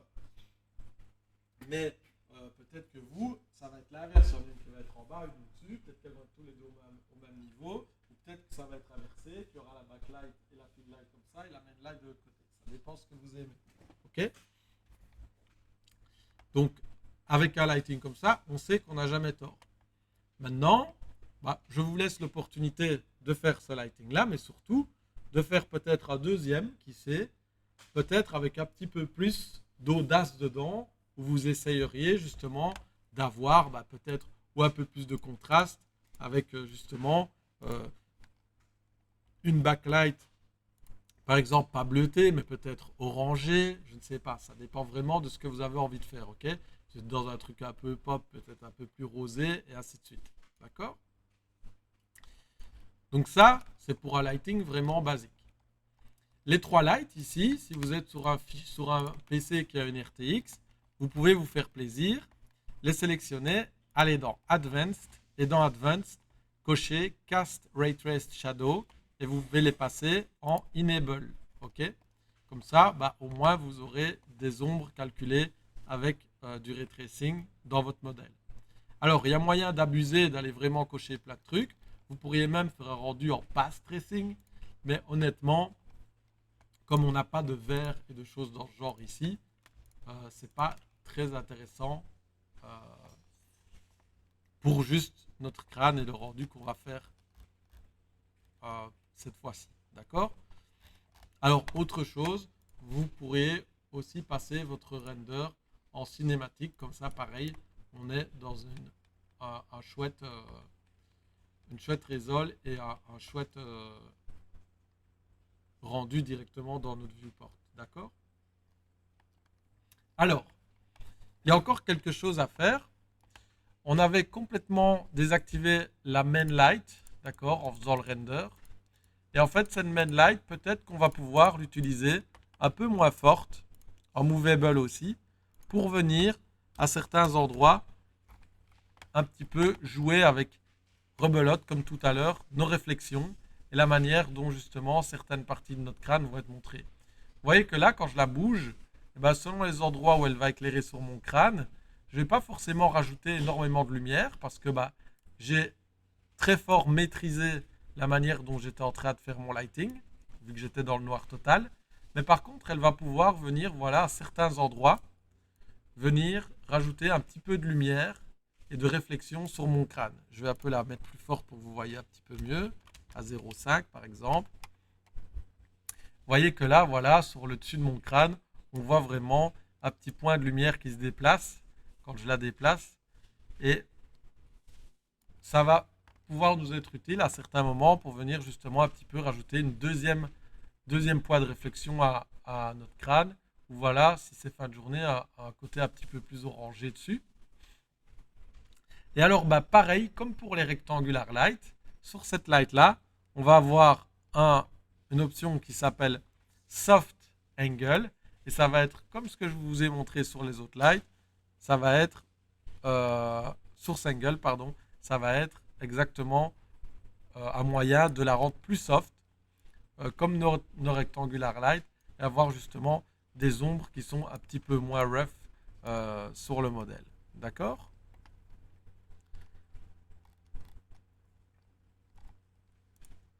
Alors, vous n'êtes pas obligé d'utiliser la light principale ici dans votre modèle si vous n'en avez pas envie, mais moi je trouve qu'en général, elle est sympathique à avoir dans un degré assez faible pour justement ajouter cette deuxième petite réflexion dans la roughness. Ok? Maintenant, c'est à vous de voir vraiment pour ça. Je ne l'impose pas. D'accord? Et je la mets, hop, à 0,1. Voilà. Alors, la Skysphere, je ne vais pas la mettre non plus parce que j'ai pas envie d'avoir voilà, un ciel sur mon render.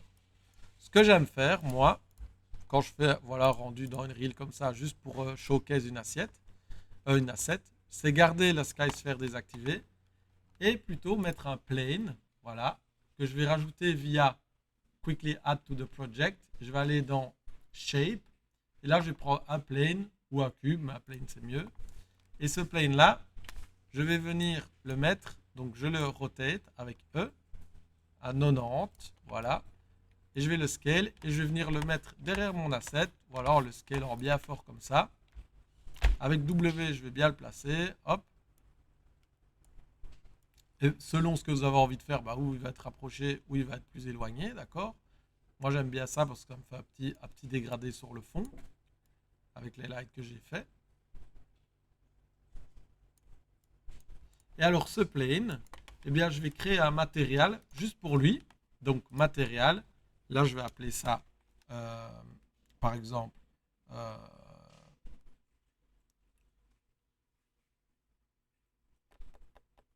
on peut l'appeler back color. Ok. Ce plane, je vais lui créer un matériel hors duquel je pourrais dynamiquement modifier la couleur. D'accord? Et c'est un matériel basique. Donc je vais cliquer droit. Je n'ai pas besoin de texture. Je peux tout faire directement dans le content. Et là, je vais mettre un constant 3 vecteurs. Un constant 3 vecteurs, c'est en gros un color picker. Ok? C'est un color picker dans lequel je vais pouvoir choisir une couleur. Et donc, je le branche à RGB. Ce constant, pour y avoir accès depuis l'extérieur d'ici, je vais le passer en paramètre. Comme ça, ça devient un paramètre que j'appelle color. Et je peux save, ok, tout simplement, et faire clic droit, matériel instance, voilà, et l'appliquer sur mon plane. Vous voyez que maintenant mon plane est noir, mais si je clique sur mon Material Instance, vous voyez que j'ai accès à Color, et comme je vous l'expliquais tout à l'heure, dynamiquement, je vais pouvoir choisir une autre couleur pour mon objet. Ok? Donc si je le mets en blanc, il devient blanc. Et là, vous voyez que dynamiquement, je vais pouvoir, moi, choisir une couleur pour mon crâne. Et c'est super parce que bah, justement, j'ai la vision directement de ce que je fabrique. Et je vais pouvoir directement, sans devoir faire un milliard de tests avec autre chose, pouvoir choisir voilà, un petit fond, une petite couleur qui m'intéresse un peu pour ce travail-là.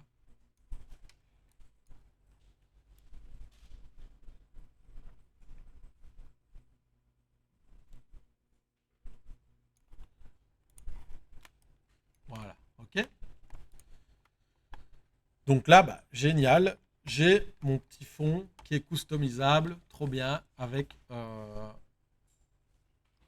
color picker dans mon matériel instance. Il y a encore deux choses que j'aimerais bien vous montrer avant la pause.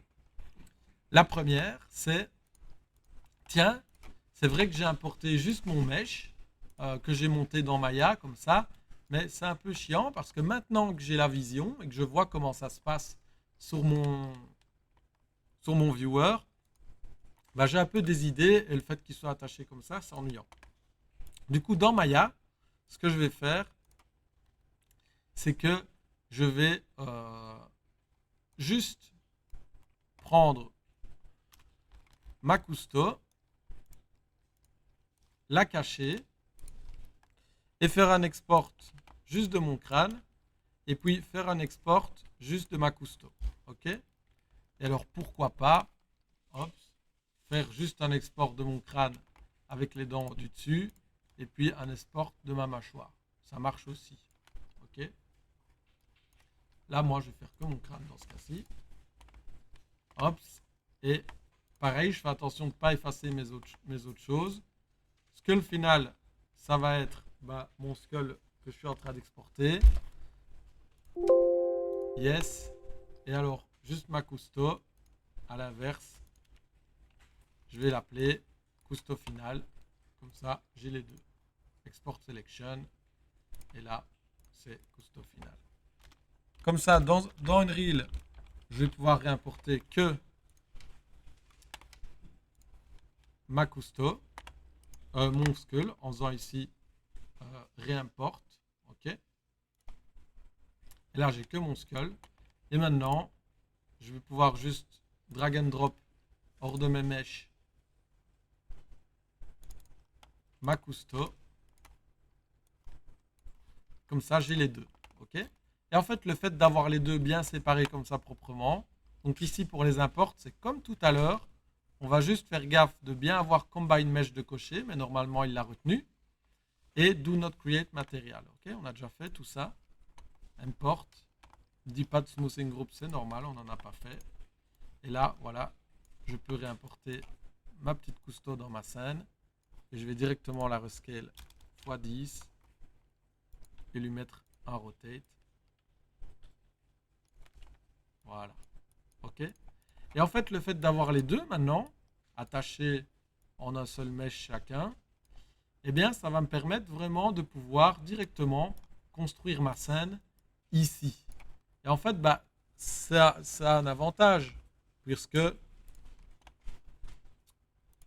je vois directement ce que je vais faire comme rendu. Ok. Alors, mon crâne, il était plus grand.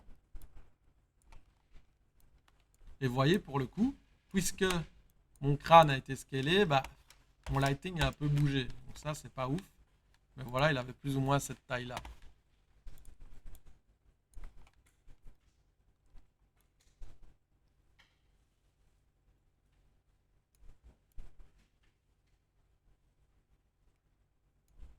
Ok. Et alors là, j'ai ma custo, ok, qui est plus là, et sur laquelle je peux remettre mon matériel.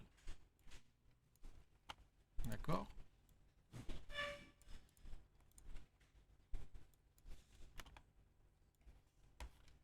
Alors maintenant, bah, rien ne m'empêche de faire bah, un render très simple, voilà, très factuel, où je montre ma cousteau sur le côté, et 2, je montre mon crâne, ou bien tout simplement, je montre les deux ensemble, ou carrément les deux en action l'un avec l'autre. D'accord?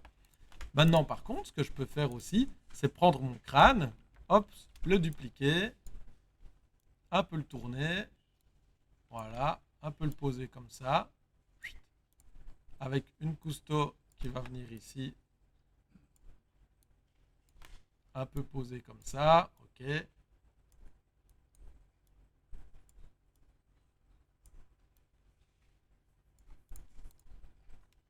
Ici, mon crâne, je le duplique plusieurs fois. Je peux même en faire un petit tas.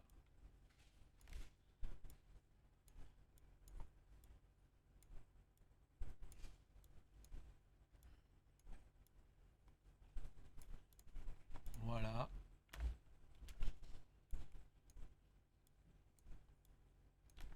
Bref, je m'amuse. Ok. Je le montre un petit peu sous tous les angles, mais sans faire un turnaround, juste en faisant un posing.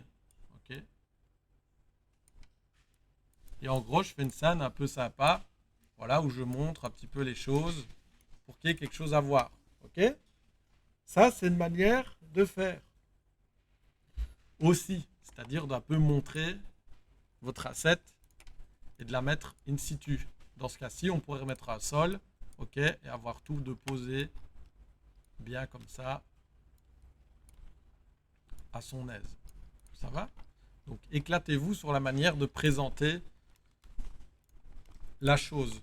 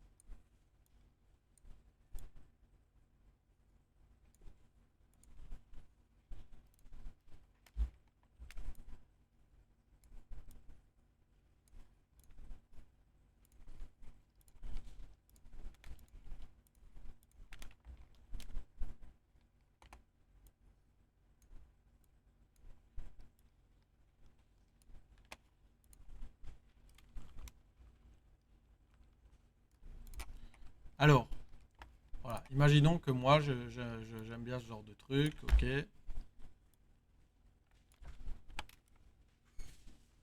Ouais, il y a vraiment moyen de faire ce que vous voulez, de partir dans le sens que vous voulez. Je n'impose rien à ce niveau-là. Une fois que j'ai le posing dans ce genre-là, bah, dans ce cas-ci, attention, il faut peut-être un petit peu reset-up votre lighting pour avoir quelque chose qui correspond à votre nouvelle scène. D'accord? Donc pareil, vous basez sur la donnée que j'ai, les données que je viens d'expliquer. On reste sur le même setup pour l'objet principal. Et puis peut-être qu'il y a une ou deux lights en plus pour gérer le fond. D'accord?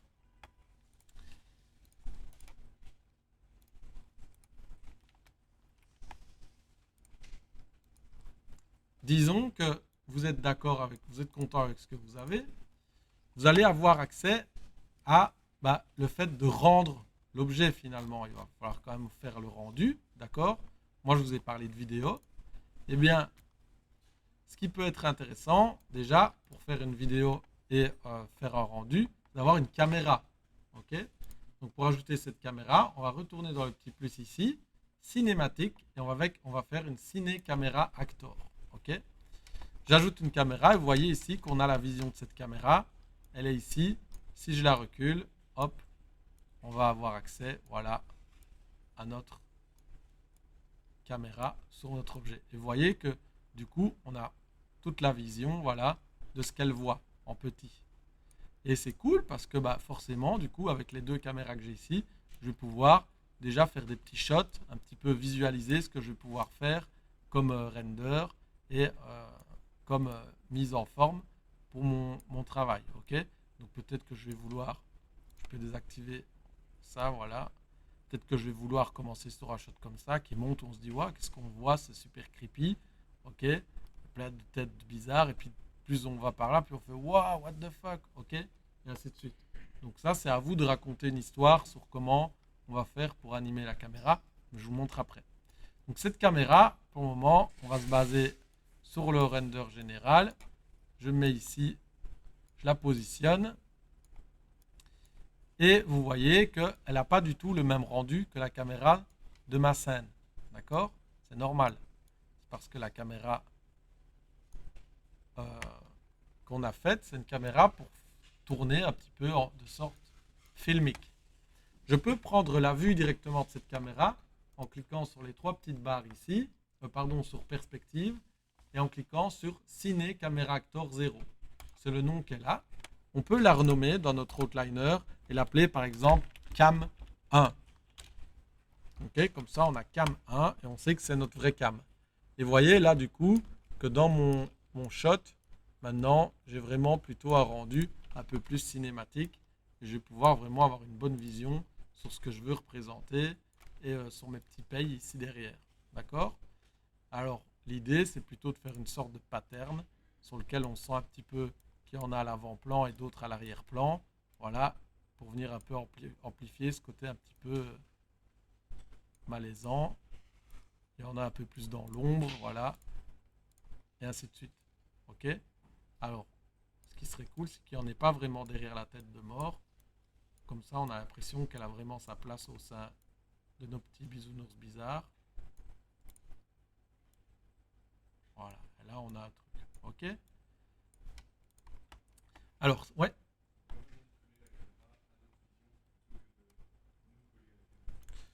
De coller la caméra à notre vision.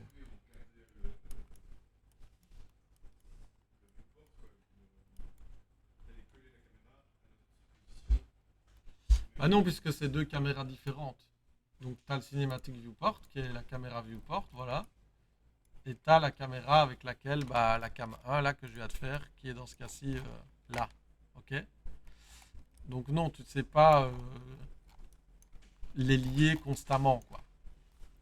Chacune des caméras est propre à elle-même. Donc si je veux retourner sur la cam 1, je clique juste cam 1. Si je veux retourner sur le default viewport, je clique sur mon default viewport. Alors, la cam 1 ici, quand on clique dedans, vous voyez qu'il y a plein d'options aussi. Il y en a qui vont très fort nous intéresser, d'autres moins. La première ici, en film back, on va avoir l'output de notre objet. Donc nous, au général, on sera ou en digital film ou en DSLR. Ok? DSLR, c'est comme si vous shootiez avec un appareil, en fait, tout simplement. Mais on est en 16:9. Ok? Donc c'est du 16:9. Tout ça, DSLR, filmic et digital film. Ok? Sur le lens setting, vous allez avoir le settings de votre objectif. Ok? Vous voyez qu'en 12 mm,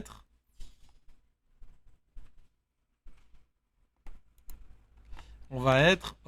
alors pourquoi est-ce qu'il ne me fait pas les changements lui? WhatsApp.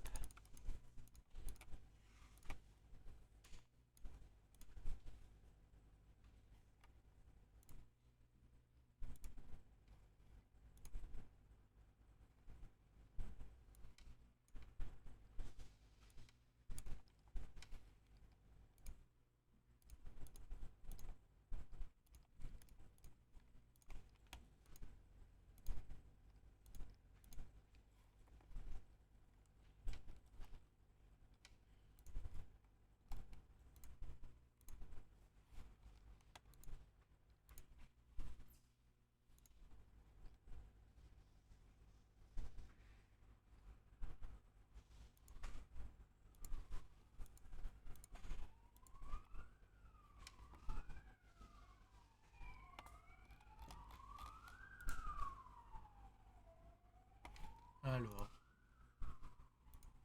hop, caméra.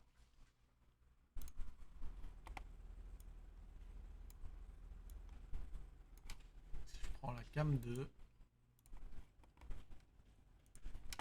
est-ce que ça marche? Non. Ok, j'ai un problème de caméra. Bon, bah c'est pas grave. On va profiter de la pause de la pause pour que je règle mon problème. Et comme ça, on continuera ensuite. D'accord?